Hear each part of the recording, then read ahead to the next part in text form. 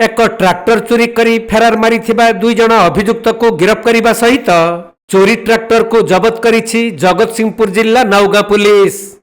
तेबे गत 18 तारिख विलंबित राति रे नाउगां थाना अधीन हरिणबाई ग्रामर अनिल कुमार मुदुली एक ट्रैक्टर को अभियुक्त माने चोरी करी चंपट मारिथिले।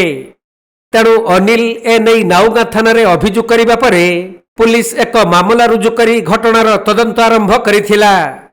आउ अनुसंधान करी ट्रैक्टर चोरी घटना रे संपृक्त थिबा मुख्य दुई अभियुक्त नियाली थाना अंतर्गत अठांतर ग्रामर कवि मुदुली पुओ चिन्मय मुदुली और चारिछक थाना अधीन नुआपाटना ग्रामर नृसिंह लेंका पुओ शशिकांत लेंका को पुलिस गिरफ्त करने सह चोरी होइथिबा ट्रैक्टर और एथिरे व्यवहृत होइथिबा दुईटी बाइक को मध्य पुलिस जबत करिछि।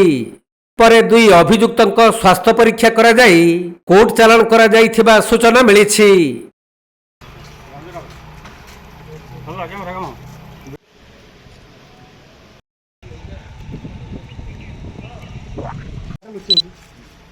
जगतसिंहपुर जिल्लारू वैष्णव रावलଙ୍କ रिपोर्ट कोणार्क लाइव।